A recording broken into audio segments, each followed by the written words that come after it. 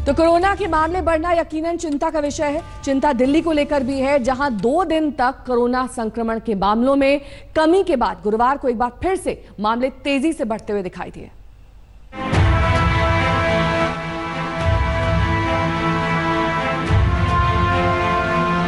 लगातार 2 दिनों तक कोरोना संक्रमण के मामलों में आई गिरावट के चलते राजधानी दिल्ली में बन रहे सुकून के माहौल में गुरुवार को जोरदार झटका लगा। दिन की शुरुआत ही संकट के दोहरे पैगाम के साथ हुई। पहला तो ये कि गुरुवार को संक्रमण के नए मामले तेजी से बढ़ गए और दूसरा होम डिलीवरी के जरिए लोगों के घर तक महामारी की पहुंच के नए रास्ते का खुलासा।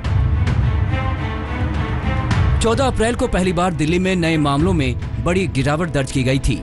13 अप्रैल को नए मामलों की संख्या 356 थी, जो 14 अप्रैल को घटकर 51 हो गई और 15 अप्रैल को इससे भी कम सिर्फ 17 नए मामले दर्ज किए गए। लेकिन 16 अप्रैल को फिर से उछाल आया और 62 नए मामले दर्ज हुए।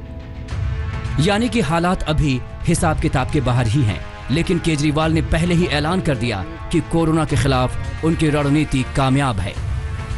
वहाँ के रहने वाले लोगों को बाहर नहीं आने देते और बाहर के लोगों को अंदर नहीं जाने देते, ताकि बीमारी बाहर ना फैले।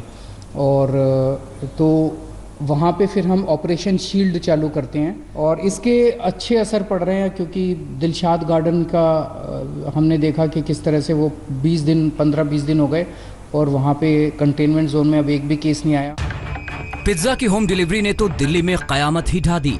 मालवीय नगर इलाके की एक पिज्जा दुकान से पिज्जा डिलीवरी करने वाले लड़के में कोरोना संक्रमण की पुष्टि होने के बाद हड़कंप मच गया।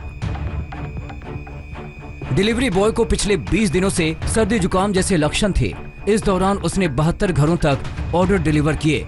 इन 72 परिवारों को तो क्वारंटीन कर दिया गया है, लेकिन संक्रमित डिलीवरी बॉय अपने साथ काम करने वाले 17 और लड़कों के संपर्क में था और ये लोग भी अपने अपने इलाकों में पिज्जा की होम डिलीवरी करते रहे। इनके संपर्क में कौन कौन लोग आए, लिस्ट बनाने में कागज कम पड़ जाएंगे। अभी हमको सबको टेस्ट करेंगे। टेस्ट करने के बाद पता लगेगा कि क्या इसकी वजह से इन्फेक्शन फैला है। देखो, एक उसको इन्फेक्शन किससे हुआ उसको चेक किया जा रहा है कि उसको कहाँ से इन्फेक्शन हुआ है। अभी जल्द से जल्द अगले 2 या 3 दिन के अंदर सबकी हम रिपोर्ट आ जाएगी। अगर उसकी वजह से इन्फेक्शन आगे फैला है तो ज़्यादा चिंताजनक होगा। इधर दिल्ली सरकार के भगवान महावीर अस्पताल के डॉक्टर, नर्सों समेत कुल 68 कर्मचारियों पर भी संक्रमण की तलवार लटक रही है। अस्पताल में भर्ती हुई एक गर्भवती महिला के परिवार ने ये जानकारी नहीं दी थी कि उनका पूरा परिवार क्वारंटीन किया गया है। बुधवार देर रात महिला की मौत हो गई, जिसके बाद ये खुलासा हुआ। महिला की कोरोना टेस्ट रिपोर्ट आ जाएगी। रिपोर्ट आने तक उसके संपर्क में आए 68 लोगों को क्वारंटीन कर दिया गया है। यानी कि खतरा टालना तो दूर, अभी कम भी नहीं हुआ है।